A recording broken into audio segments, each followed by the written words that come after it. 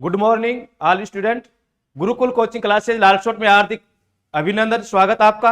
मैं पिंटू कुमार सैनी आपके लिए बीएसटीसी की फर्स्ट पारी के जीके का सॉल्यूशन लेकर उपस्थित हुआ हूं और आप मेरे पीछे स्क्रीन पर देख रहे होंगे गुरुकुल शिक्षा केंद्र लालसोट सुपर 50 के नाम से CET, SSC, Rajasthan police, BSTC, railway, पटवार का बैच शुरू करने जा रहा है।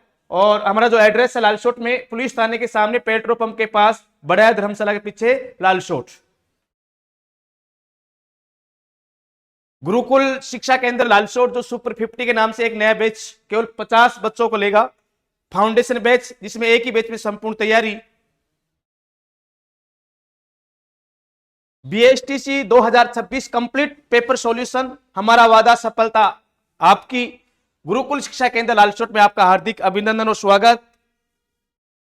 बीएसटीसी 2026 शिफ्ट फर्स्ट जीके का सॉल्यूशन पेपर फर्स्ट पारी का लेकर आया हूं। सही उत्तर, विस्तृत व्याख्या, विश्वसनीय समाधान। Pintu ji sir, GK expert, Gurukul शिक्षा केंद्र लालसोट, मैं आपके सामने लेकर उपस्थित हुआ हूं। और देखिए, ये पहला प्रश्न आपके फर्स्ट पारी का पहला जो प्रश्न आया था वो प्रश्न था, राजस्थान के निम्नांकित पुरातात्विक स्थलों में से किसका उत्खनन 1952 से 1954 के बीच स्वीडिश पुरातात्विक दल द्वारा किया गया था? इसका आंसर होगा, पहला ऑप्शन दे रखा है रंगमहल, बी ऑप्शन दे रखा है जोधपुर सभ्यता, तीसरा ऑप्शन दे रखा है गणेश्वर, चौथा ऑप्शन इसमें भीनमाल। इसका आंसर होगा बेटा रंगमहल। आंसर क्या होगा इसका? रंगमहल, क्योंकि 1952 से लेकर 1954 के बीच में रंगमहल सभ्यता जो हनुमानगढ़ जिले में है, इसकी खोज की गई थी स्वीडिश दल के द्वारा।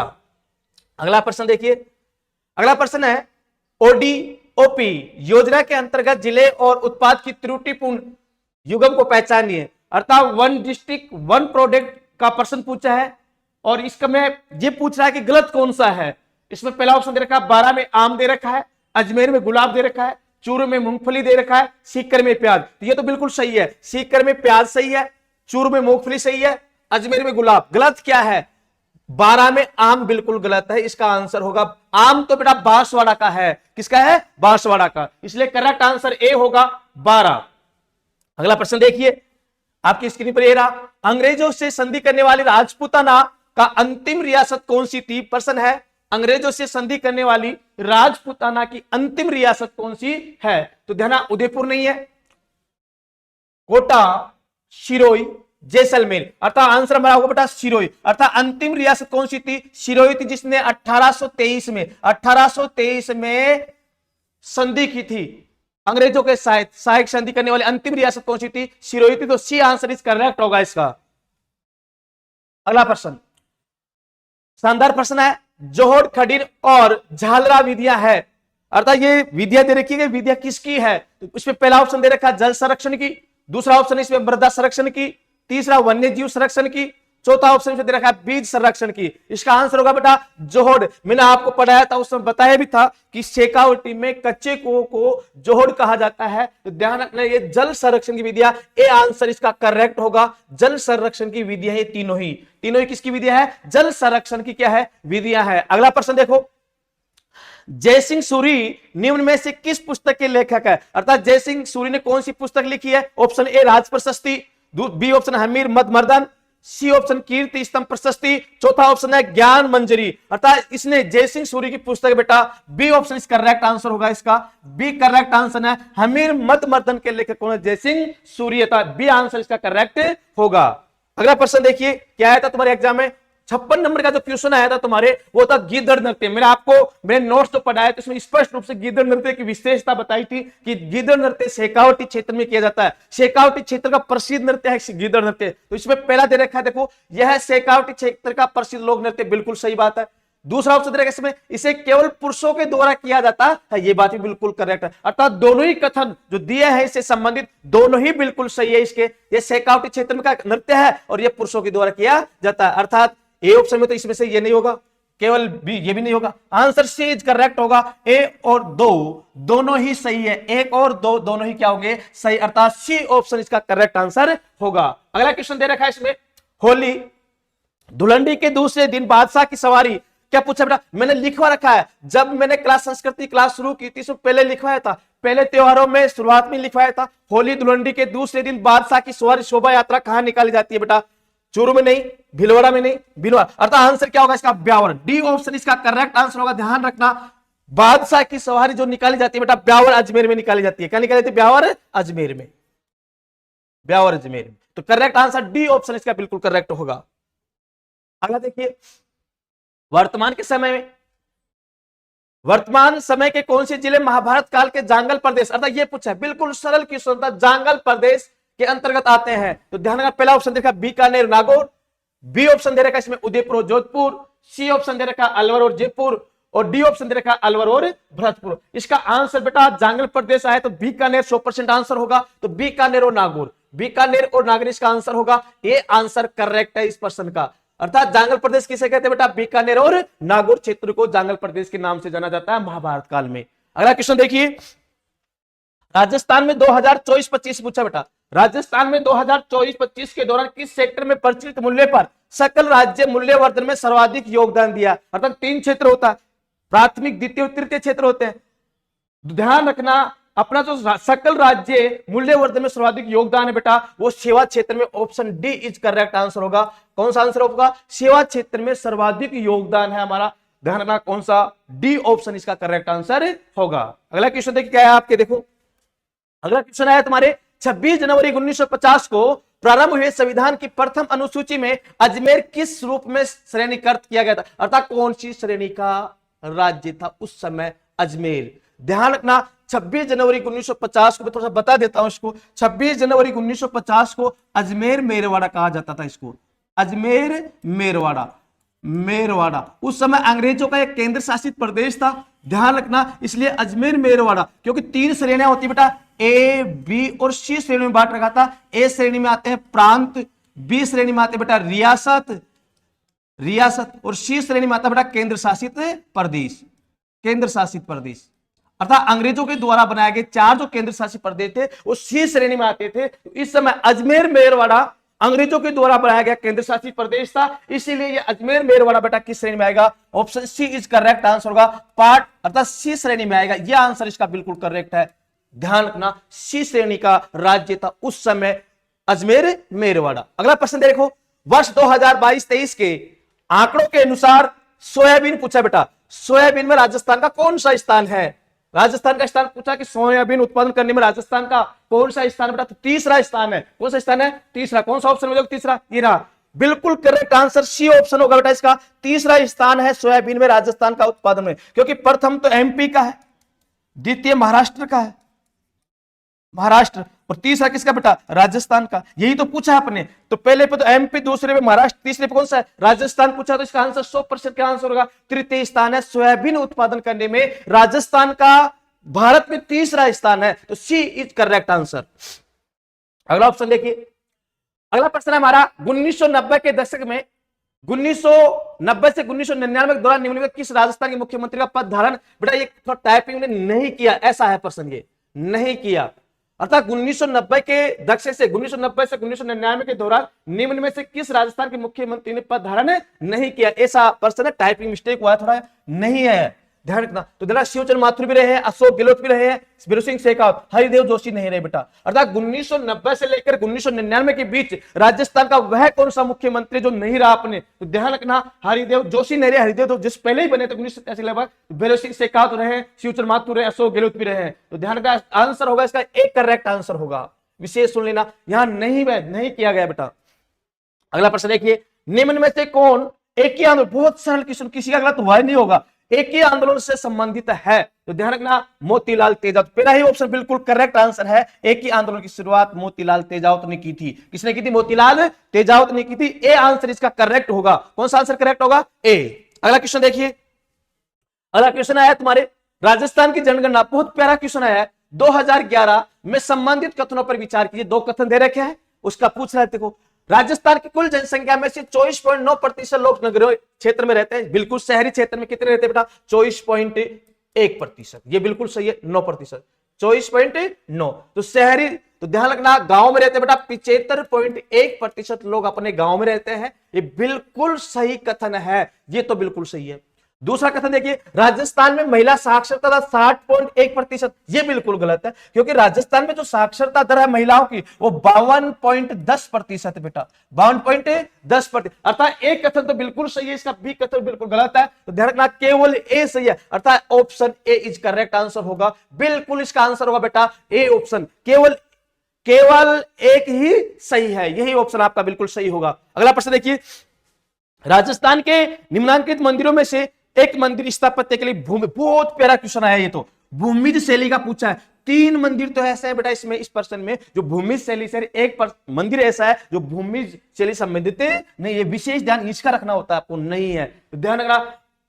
महालेश्वर महामंदिर मेलाल में ये बिल्कुल सही है, भूमि शैली का। समिदेश्वर मंदिर चित्तौड़गढ़ में ये भी भूमि शैली का है। भंड देवरा बरा ये भी भूमि शैली का है। सूर्य मंदिर रणकपुर ये नहीं है, आंसर डी इसका करेक्ट आंसर होगा। ध्यान रखना सूर्य मंदिर जो रणकपुर का है बेटा वो भूमि शैली का नहीं है, तो डी ऑप्शन इसका करेक्ट आंसर होगा। अगला क्वेश्चन देखिए, आपका अगला प्रश्न आया था, निम्नांकित में से कौन सा एक दुर्ग करौली जिले में, अर्थात 3 दुर्ग ऐसे हैं जो करौली जिले में है और एक ऐसा दुर्ग जो करौली में नहीं है। तिमनगढ़ का करौली में बेटा, शेरगढ़ ये नहीं है, ये 12 में है बेटा। कहां पर है? 12। देखते आंसर होना चाहिए आपका, तो ये बी ऑप्शन इसका करेक्ट होगा, क्योंकि देवगिरी भी करौली में, ऊंटगिरी जो दुर्ग है वो भी कहां पर है? करौली में। तथा इसका आंसर करेक्ट आंसर होगा बेटा शेरगढ़, बिल्कुल, क्योंकि शेरगढ़ दुर्ग कहां पर है? 12 में है। अगला प्रश्न देखिए, राजस्थानी काव्य संग्रह गांव और अम्मा जिस वर्ष 2024 का साहित्य अकादमी पुरस्कार मिला उसके लेखक कौन थे बेटा? ध्यान रखना, अंबिका दत्त ये तो नहीं है, भंवर सिंह सामूर ये भी नहीं है, मितेश निर्मोही ये भी नहीं है। आंसर बी बिल्कुल करेक्ट है, मुकुट मणिराज थे इसके। कौन थे? मुकुट मणिराज, बी ऑप्शन इसका करेक्ट आंसर होगा। अगला प्रश्न देखिए, अगला प्रश्न आया था तुम्हारे, निम्नांकित में से जयपुर के किस दरबारी संगीत के स्वर सागर, बहुत प्यारा क्वेश्चन है, स्वर सागर नामक ग्रंथ किसने लिखा था? जब कछुआ वंश पढ़ रहे थे, उस कछुआ वंश में प्रताप सिंह के शासनकाल की बातें चल रही थी, तो मैंने बताया था प्रताप सिंह के दरबारी कवि था एक चांद खा, डी ऑप्शन बिल्कुल करेक्ट होगा। चांद खा ने स्वर सागर नामक ग्रंथ की क्या की थी? रचना की थी। ध्यान रखना डी ऑप्शन, ये प्रताप सिंह के शासनकाल में था चांद खा, तो करेक्ट आंसर डी ऑप्शन इसका बिल्कुल करेक्ट आंसर होगा। स्वर सागर की रचना किसकी थी? चांद खा ने। अगला प्रश्न तो क्या है तुम्हारे, अगला प्रश्न था, निम्नलिखित में से राजस्थान के किस खिलाड़ी को 2025 करंट का प्रश्न आया था बेटा, ये 2025 में अर्जुन पुरस्कार से सम्मानित किया गया या प्राप्त हुआ। इसमें साक्षी कुमारी को प्राप्त, ये तो नहीं हुआ। ओम प्रकाश मिठरवाल इसको भी नहीं प्राप्त 2025। सुंदर सिंह गुर्जर इसको प्राप्त नहीं हुआ।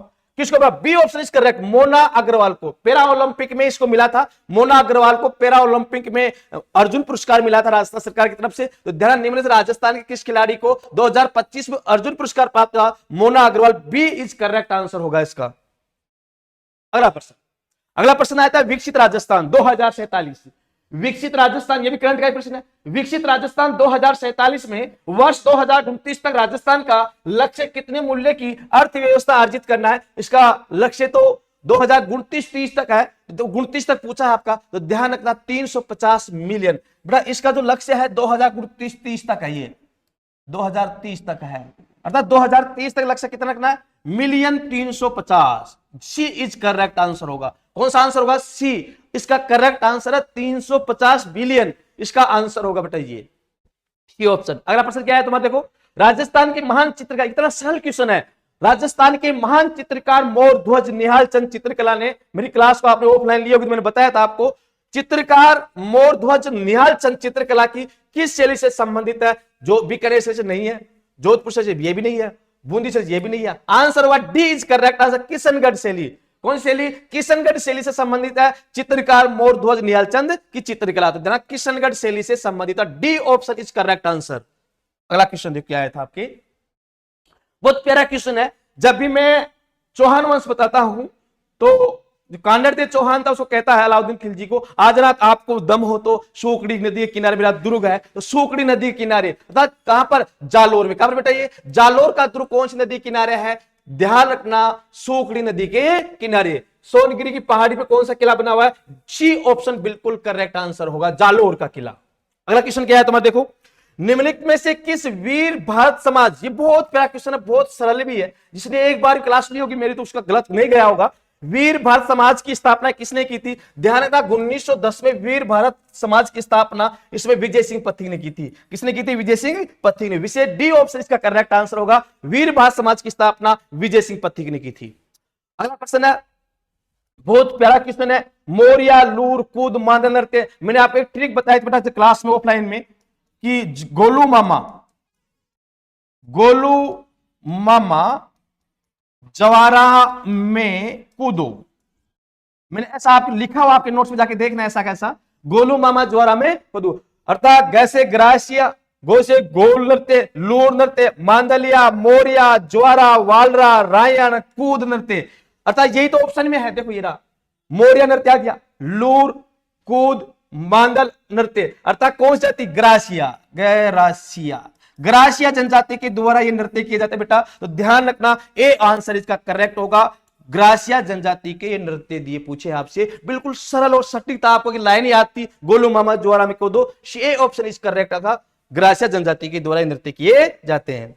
अगला प्रश्न है तुम्हारे, राजस्थान के राज्यपाल को पहचानिए जिनकी पदावधि के दौरान अनुच्छेद 356 के राष्ट्रपति शासन केवल उद्घोषित किया गया, वापस नहीं लिया गया। ध्यान रखना राजस्थान में 356 का प्रयोग 4 बार हो चुका बेटा।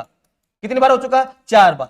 1967, 1977, 1980, 1992। तो ध्यान रखना 1992 के समय जब राज्यपाल थे एम चेन्ना रेड्डी, एम चेन्ना रेड्डी तो थे, उस पद पे थे जिस समय घोषणा हुई थी, लेकिन जिसको समापन किया गया उससे पहले इस पद से हट गए थे। इसलिए इसका करेक्ट आंसर होगा बेटा सी ऑप्शन, एम चेन्ना रेड्डी। ध्यान रखना 1992 में ये राज्यपाल थे, लेकिन इन्होंने समाप्त तो उस समय नहीं थे पद पे, इसलिए यही तो प्रश्न पूछा है। प्रश्न क्या पूछा? बहुत शानदार प्रश्न था कि अनुच्छेद 300 राष्ट्रपति शासन केवल उद्घोषित किया गया। अर्थात जिस समय उद्घोषणा की गई उस समय कौन था? राज्यपाल एम चेन्ना रेड्डी थे, लेकिन जब वापस नहीं लिया गया तब ये नहीं थे। ध्यान रखना, तो सी ऑप्शन बिल्कुल करेक्ट होगा, एम चेन्ना रेड्डी। अगला क्वेश्चन आया तुम्हारे, बाड़मेर की गिरल खादान, नागौर की माता सुख तथा कंसाऊ खादानों में कौन सा खनिज निकाला जाता है? बहुत खनिजों से एक प्रश्न है तुम्हारे। बेंडोडाइन नहीं, ये नहीं निकाला जाता है। जिप्सम ये भी नहीं निकाला जाता है। चूना पत्थर ये भी नहीं। करेक्ट आंसर कौन सा होगा? C option is correct answer होगा इसका बेटा, सी आंसर इसका करेक्ट है। अगला क्वेश्चन देखिए, अगले क्वेश्चन से पहले एक सूचना आपके बीच, न्यू बैच सोमवार से प्रारंभ किए जा रहे हैं। सीईटी के गुरुकुल शिक्षा केंद्र लालसोट में सीईटी के नए बैच शुरू करने जा रहे हैं, जिसका नाम लिखा हमने सुपर 50। अर्थात एक बैच में हम 50 बच्चे लेंगे, एक ही बैच में केवल 50 विद्यार्थी, तथा इसके साथ साथ फाउंडेशन बैच, एक ही बैच में संपूर्ण तैयारी, जिसमें लगभग 400 दिन की आपको तैयारी करवाई जाएगी एक ही टीम के साथ। गुरुकुल शिक्षा केंद्र लालसोट, हमारा जो एड्रेस है बेटा पुलिस थाने के पास, पेट्रोल पंप के पास था, बड़ा धर्मशाला के पीछे लालसोट हमारी कोचिंग का एड्रेस है। ठीक है, आप हमसे जुड़ सकते हो ऑनलाइन और ऑफलाइन एक साथ। अगला क्वेश्चन देखिए, अगला क्वेश्चन है तुम्हारे, निम्न में से कौन कभी भी राजस्थान विधानसभा के नेता प्रतिपक्ष नहीं रहे हैं? नेता प्रतिपक्ष नहीं रहे, ये तो रहे हैं, ये भी रहे हृदय जोशी भी, वसुंधरा जी भी रहे हैं। अर्थात कौन? डी ऑप्शन इसका करेक्ट। अशोक गहलोत कभी भी विधानसभा के प्रतिपक्ष नेता नहीं रहे हैं, तो डी ऑप्शन इसका करेक्ट आंसर होगा। 80 नंबर देखो, राजस्थान के स्थानों के सही समूह को पहचाने जिस पर सुल्तान अलाउद्दीन खिलजी ने आक्रमण किया। मैंने आपको महत्वपूर्ण 25 क्वेश्चन बताए थे बेटा, इस एग्जाम से एक दिन पहले मैंने सॉल्यूशन करवाया था, उसमें एक क्वेश्चन ऐसा कैसा बताया था, मैंने आपको ये बताया था अलाउद्दीन खिलजी ने राजस्थान में कितनी बार साके करवाए। तो पहला 1301, दूसरा 1303, तीसरा 1308, चौथा 1311। तो अपने को यही तो पूछना है, इसने आक्रमण किया तो पहले 1301 में किया, फिर 1303 में किया, फिर 1308 में किया, और फिर 1311 में किया। यह क्रम याद रखना था आप लोगों को। 1301 में रणथंभौर पे, कहां पर किया था बेटा? रणथंभौर पे किया। फिर 1303 चित्तौड़गढ़ में किया बेटा, चित्तौड़गढ़ में। फिर कहां पर किया? सिवाना पे किया। फिर कहां पर किया? जालोर पे किया। अब ऑप्शन में देखने कौन कौन से, देखो चित्तौड़गढ़ जोधपुर, ये तो गलत होगा। रणथंभौर, चित्तौड़गढ़, जालोर। रणथंभौर पे किया, फिर चित्तौड़गढ़ पे किया, फिर जालोर पे। ये बिल्कुल करेक्ट आंसर होगा, बी इज करेक्ट आंसर। नीचे जाओ में तो कोई दिक्कत नहीं है, ध्यान रखना, ये हमारा आंसर मिल गया। रणथंभौर, चित्तौड़गढ़ और जालोर, रणथंभौर, चित्तौड़गढ़ और जालोर। ध्यान रखना, बी ऑप्शन इसका करेक्ट आंसर होगा। अगला क्वेश्चन देखिए, सॉरी एक जगह नीचे, इनमें से किस महिला स्वतंत्र सेनानी के उसके राजनीतिक और सामाजिक सुधार कार्यों के लिए बूंदी से, कहां से निष्कासित किया बेटा? बूंदी से निकाल दिया गया था, अर्थात निष्कासित कर दिया गया था। Answer D option correct answer. Anjana Devi Chaudhary को बूंदी से निष्कासित कर दिया गया था। डी ऑप्शन इसका करेक्ट आंसर होगा। ध्यान रखना, डी ऑप्शन इसका करेक्ट आंसर होगा। अगला क्वेश्चन देखिए, पंडित विश्व मोहन भट्ट को उनके album a meeting by the river के लिए 1994 में कौन सा पुरस्कार दिया गया था? तो ध्यान रखना, उनको दिया गया था बेटा, सी ऑप्शन करेक्ट आंसर होगा, ग्रैमी पुरस्कार इनको नवाजा गया था। सी ऑप्शन इसका करेक्ट आंसर होगा, ग्रैमी पुरस्कार से इनको नवाजा गया था 1994 में। बहुत प्यारा क्वेश्चन है। इन्या पर्वत की समशेष जाति से संबंधित है बेटा। इन्या पर्वत उदयपुर में, पहली बात तो ये पता होना चाहिए, गाइड में कुछ लिखा होने, लेकिन इन्या पर्वत बेटा उदयपुर में है। ध्यान रखना, किस जनजाति? भील जनजाति से संबंधित, क्योंकि एक पर्वत है बेटा, इस प्रकार से एक पर्वत है और क्या करते हैं, ये 12 किलोमीटर में फैला हुआ, तो ये लोग भील जनजाति के लोग है बेटा, इसके पैदल परिक्रमा करते हैं। पैदल क्या करते हैं? परिक्रमा करते हैं, इससे संबंधित है। तो इन्या पर्वत का संबंध किस जनजाति बेटा? भील जनजाति से है। करेक्ट आंसर ए होगा इसका। अगला क्वेश्चन देखो, बांध और नदी पर इसे निर्मित किया गया है वह त्रुटिपूर्ण युग्म को पहचानिए। एक तो तरफ दे रखा बांध, एक तरफ दे रखा नदी, किस पे नहीं है? गलत कौन सा ये पूछ रहा है। मेजा बांध कोठोरी पे, ये तो बिल्कुल सही है। मातकुंडिया बांध बनारस में, ये बिल्कुल सही है। नारसागर बांध ये भी सही है। डी ऑप्शन गलत होगा, फतेह सागर बेडस नदी पर नहीं है बेटा, ये इस करेक्ट आंसर होगा, डी ऑप्शन इज करेक्ट होगा। अगला प्रश्न है तुम्हारे, राजस्थान के लोग रंग क्रम की किस विधा में तुरंगा, बिल्कुल सरल क्वेश्चन, देखते आंसर होना चाहिए तुम्हारा था, तुरंगा कलंगी संबंधित है। तुरंगा कलंगी बेटा ख्याल है, ए ऑप्शन करेक्ट है। तुरंगा कलंगी क्या है? ख्याल है, तो ए ऑप्शन इसका करेक्ट आंसर होगा। अगला क्वेश्चन देखिए, पुष्कर मेला किस माह में आयोजित होता है? मेला पूछा कौन सा? पुष्कर। ये तो बिल्कुल किसी का गलती नहीं हुआ होगा, बिल्कुल सरल, देखते हुए, क्योंकि मैंने जब पढ़ाया तो इसको शानदार तरीके से आपको बताया था। पुष्कर मेला आयोजित होता है कार्तिक माह में, सी ऑप्शन इज करेक्ट होगा। पुष्कर मेला अजमेर में लगता है बेटा, कार्तिक माह की पूर्णिमा को भरता है। इसके अलावा मैंने कहा था कोलायत में भी इसी दिन मेला भरता है। अगला प्रश्न देखिए, अगला प्रश्न है, शाहरुख खान अभिनीत फिल्म पहेली इनमें से किस राजस्थानी लेखक की कहानी पर आधारित है? ध्यान रखना, ए ऑप्शन का करेक्ट होगा बेटा, विजयदान देथा की कहानी है द्विधा, द्विधा पर आधारित है। वेरी मोस्ट क्वेश्चन था, इंपोर्टेंट क्वेश्चन था। विजयदान देथा की जो कहानी है वो कौन सी थी? द्विधा पर जो फिल्म बनी वो बनी थी पहेली। अगला क्वेश्चन है, सांझी कला, ये तो किसी का गलत हुआ ही नहीं होगा। सांझी कला किससे संबंधित है? मां पार्वती से संबंधित है। ए ऑप्शन करेक्ट होगा बेटा, पार्वती से संबंधित है।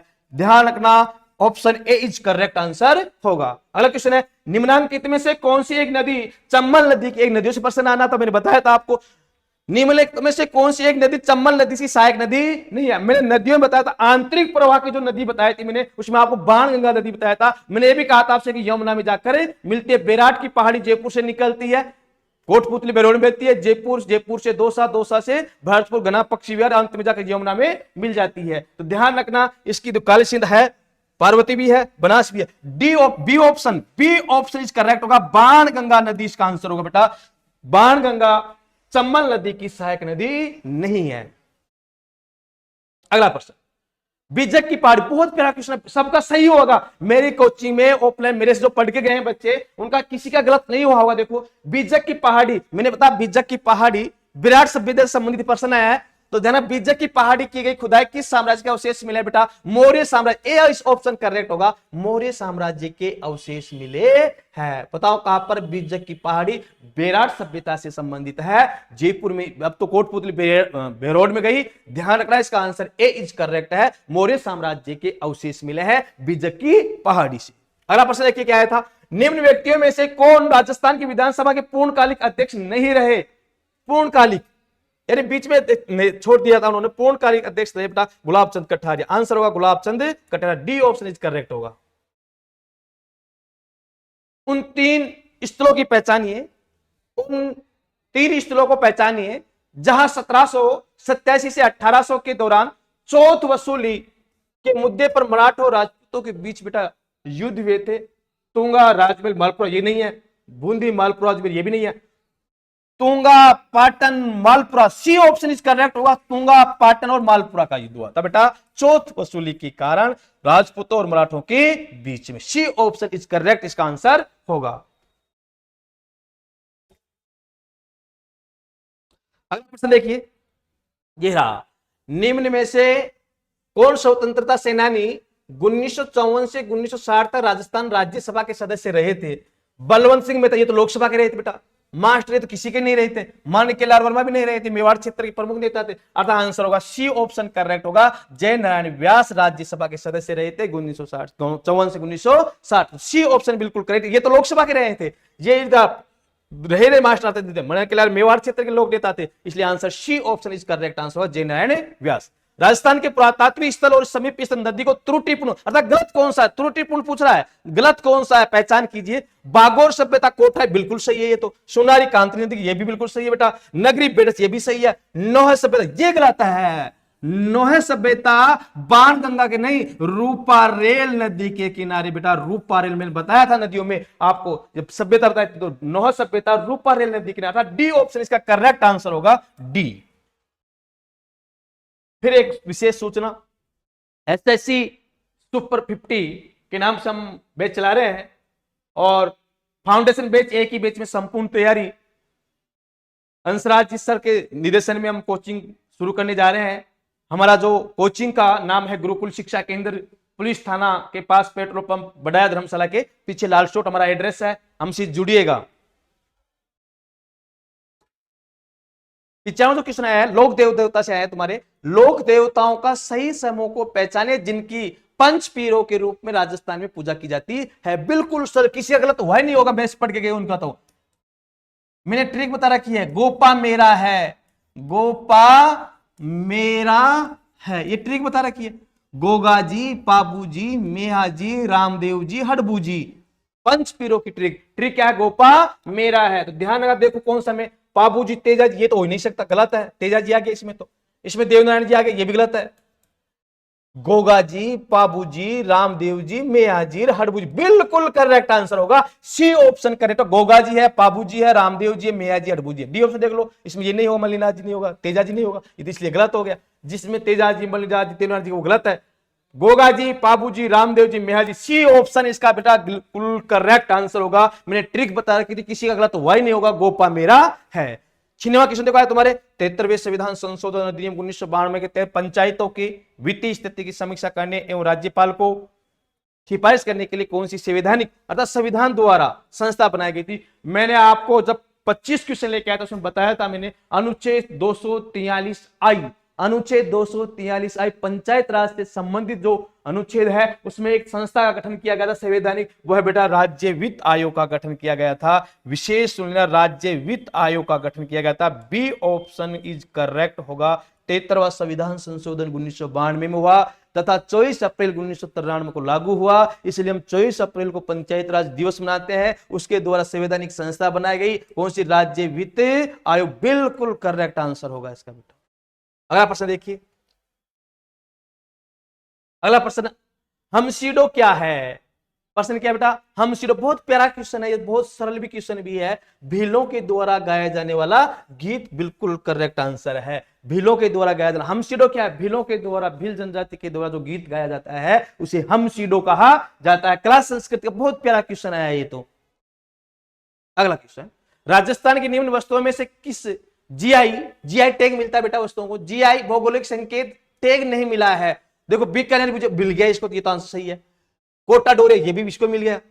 ब्लू पोर्ट जयपुर, इसको मिल गया बेटा। रावण, राजस्थान में रावण था, नहीं मिला बेटा। यही आंसर होगा अपना, D option is correct answer. D answer बिल्कुल करेक्ट होगा। यही पूछा, नहीं मिला अभी तक, जीआई टैग नहीं मिला, तो राजस्थान के रावणता को नहीं मिला बेटा। ब्लू पोट्री को मिल चुका है, बीकानेर भुजिया को मिल चुका है, कोटा डोरियो को मिल चुका है, तो डी ऑप्शन इसका करेक्ट आंसर होगा। यह आंसर बिल्कुल आपका करेक्ट है। अगला क्वेश्चन है 99 नंबर पे, राजस्थान में अरावली पर्वतमाला श्रेणी की दूसरी, अभी मैंने सुपर 50 मैंने कहा था मिलेंगे छपेंगे क्वेश्चन, ऐसा कैसा क्वेश्चन मिला? देखो ये रहा, ऐसा कैसा क्वेश्चन आया तुम्हारे, राजस्थान में अरावली पर्वतमाला की दूसरी चोटी पूछा, बिल्कुल सरल है। दूसरी चोटी मैंने बताया था आपको, शेर है बेटा। कौन सी है? शेर। डी ऑप्शन करेक्ट होगा। मैंने ये भी बताया था आपको कि ऊंचाई कितनी, 1597 मीटर है। कौन सी कितनी है? 1597 मीटर। मैंने कहा था 1722 की थी गुरु सीकर की थी, तो सबसे ऊंची चोटी तो ये, और दूसरी कौन सी थी बेटा? ये, जिसका नाम क्या है? शेर। शेर नामक चोटी जो सिरोही में बेटा, इसके दूसरे नंबर की ऊंची चोटी है। इसकी ऊंचाई कितनी है? 1597 मीटर।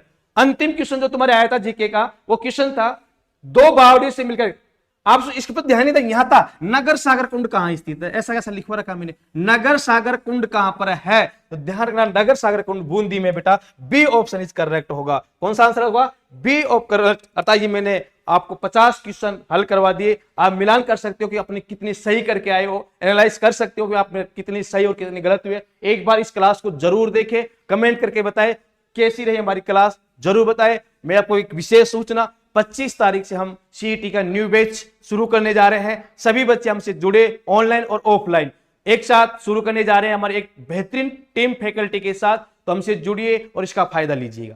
थैंक यू, धन्यवाद।